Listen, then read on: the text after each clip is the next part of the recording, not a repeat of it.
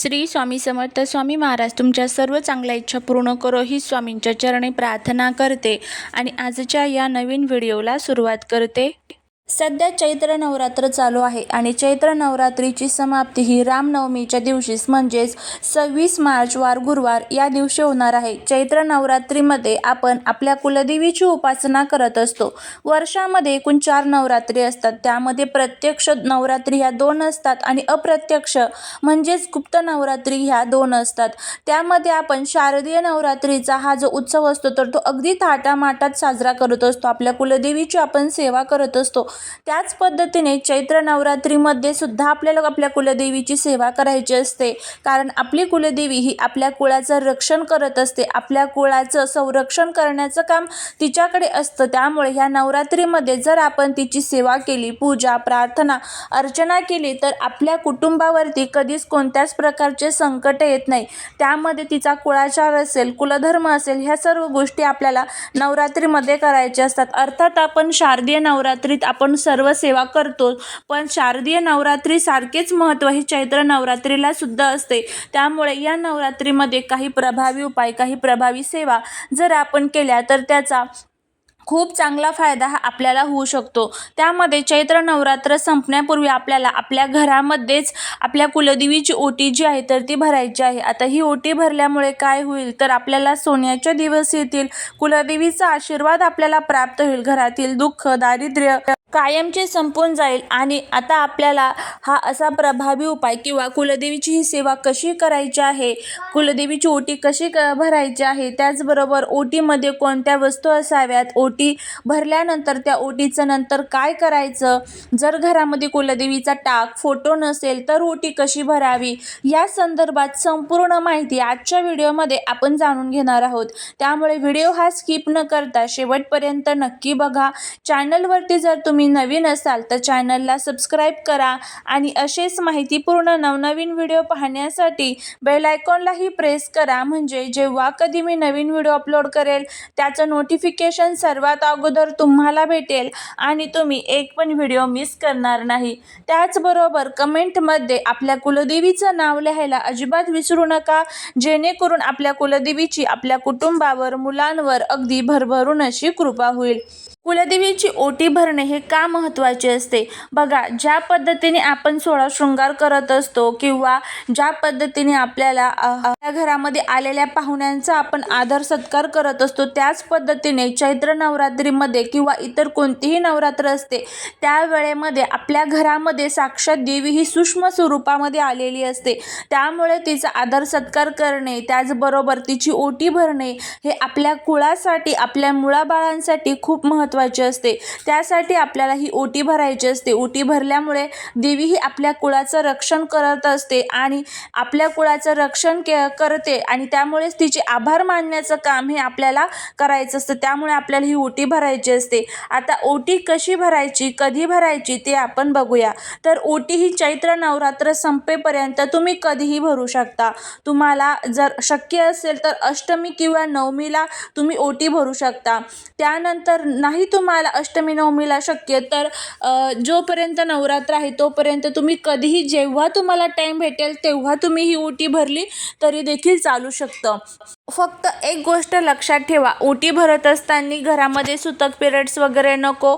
जर पिरियड्स वगैरे असेल तर आपले जे काही 4 दिवस आहे तर ते संपल्यानंतर आपल्याला ओटी भरायची आहे. अर्थात जर नवरात्र संपून गेली तर मग काय करावं, तर नवरात्र संपल्यानंतर चैत्र महिना संपेपर्यंत तुम्ही कधीही ओटी भरू शकता. मग मंगळवारी, शुक्रवारी नवरात्र संपल्यानंतर सुद्धा तुम्ही ही ओटी जी आहे तर ती चैत्र महिन्यामध्ये भरू शकता. जर तुम्हाला नवरात्रीमध्ये जमलं नाही तर मग तुम्ही चैत्र महिन्याच्या संपेपर्यंत कधीही ओटी भरा. त्यानंतर आता बघा, ओटी भरण्यासाठी सर्वात प्रथम काय करायचं आहे, सकाळी स्वच्छ आंघोळ करायची, आपली रोजची जी काही देवपूजा असेल ती करून घ्यायची. आपल्या कुलदेवीचा जो टाक असतो, फोटो असतो किंवा मूर्ती असते तर त्याला तुम्हाला अभिषेक घालायचा आहे. किंवा आता जर तुमच्याकडे टाकही नाही, फोटोही नाही, मूर्तीही नाही तर कुलदेवी स्वरूपात एक तुम्हाला सुपारी घ्यायची आहे आणि हीच आपली कुलदेवी आहे हे मानून तुम्हाला त्यावरती अभिषेक घालायचा आहे. मूर्ती व्यवस्थित स्वच्छ धुवून पुसून तुम्हाला एका पाटावरती ठेवायची आहे. सुपारी धुवून पुसून पाटावरती ठेवायची. हळदी, कुंकू, अक्षता, गंध, फुले जे काही तुमच्याकडे असेल, अत्तर वगैरे सर्व देवीला अर्पण करायचं आहे. आणि त्यानंतर आता आपल्याला ओटी भरायची आहे. दिवसभरामध्ये सकाळी संध्याकाळी जेव्हा टाईम भेटेल तेव्हा तुम्ही करू शकता. त्यानंतर तुम्हाला एक ताट घ्यायचं आहे. त्या ताटामध्ये एक साडी ठेवायची आहे.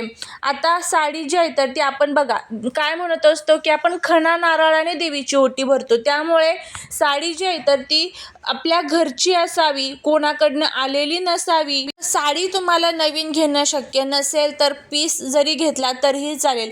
कोणत्याही रंगाची साडी तुम्ही घेऊ शकता. लाल, हिरवा, पिवळा कोणत्याही रंगाची घ्या. पण शक्य असेल तर हिरव्या रंगाची साडी किंवा हिरव्या रंगाचा ब्लाऊज पीस जो असतो तर तो घेतला तरीसुद्धा चालू शकता. आता यावरती कोणकोणते साहित्य आपल्याला ठेवायचे आहे तर मूठभर अक्षता तुम्हाला ठेवायच्या आहेत. अक्षता या अखंड असाव्यात, कुठेही तुटलेल्या फुटलेल्या अजिबात नको. त्यानंतर यावरती आपल्याला खारीक, खोबरं, बदाम आणि एक सुपारी देखील ठेवायची आहे. हळदी कुंकू तुम्हाला ठेवायचं आहे एका पुडीमध्ये पॅक करून. त्यानंतर बांगड्या ठेवायच्या आहेत हिरव्या. त्याचबरोबर गजरा ठेवायचा आहे.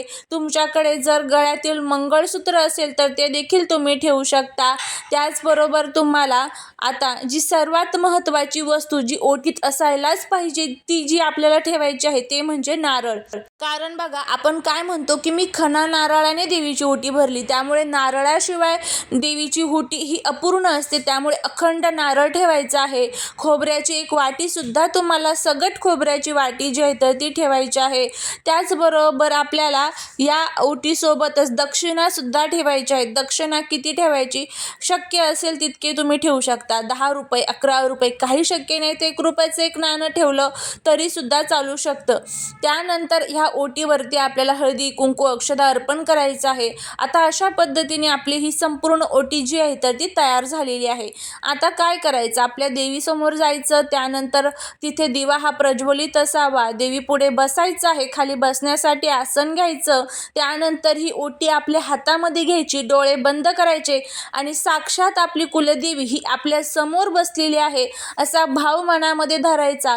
जी ओटी आपण हातात घेतलेली आहे ती आपल्या छातीला लावायची आहे आणि त्यानंतर आपल्याला देवीला प्रार्थना करायची. ह्या चैत्र नवरात्रीमध्ये ही ओटी मी तुझी घरच्या घरी भरत आहे. ह्या ओटीचा तू आदर सत्कार मी जे आहे तर तुझा करत आहे. ही ओटी तू स्वीकार कर.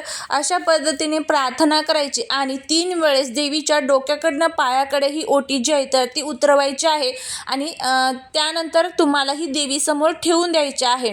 त्यानंतर देवीला नमस्कार करून प्रार्थना करायची. माझ्या मुलाबाळांचं रक्षण कर, माझ्या कुळाचं रक्षण कर, कोणत्याही अडीअडचणी या त्यांच्यावरती येऊन देऊ नको अशी आपल्याला प्रार्थना करायची. अशा पद्धतीने ही ओटी तुम्हाला भरायची आहे. आता त्यानंतर ही ओटी केवळ ठेवायची 5 मिनिट, 10 मिनिट किंवा दिवसभर ठेवा, संध्याकाळपर्यंत ठेवा, चालेल, काही हरकत नाही. अगदी दुसऱ्या दिवशी जरी तुम्ही ती उचलली तरीसुद्धा चालू शकतं किंवा लगेच जरी उचलली तरीसुद्धा चालू शकतं. त्यानंतर देवीला प्रार्थना झाली, सर्व झालं की जेव्हा ओटी उचलणार त्यानंतर त्या ओटीचं काय करायचं? तर ही ओटी तुम्ही जे आहे तर ते घरामध्ये सर्व साहित्य वापरू शकता. नाही तुम्हाला घरामध्ये वापरायचं तर एखाद्या गरजू व्यक्तीला वगैरे तुम्ही हे सर्व साहित्य म्हणजेच ही ओटी जी आहे तर ती एखाद्या महिलेला देऊ शकता किंवा आपल्या शेजारची वगैरे एखादी महिला असेल, सौभाग्यवती महिला असेल तर तिला घरी बोलवायचं, तिला हळदी कुंकू लावून तिला ही ओटी तुम्ही देऊ शकता. अशा पद्धतीने आपल्याला ही ओटी जी आहे तर ती आपल्या घरामध्ये वापरू शकता किंवा शेजारी एखादी सुवासिन महिला असेल तिला द्या किंवा दान जरी केली तरीसुद्धा चालू शकतं.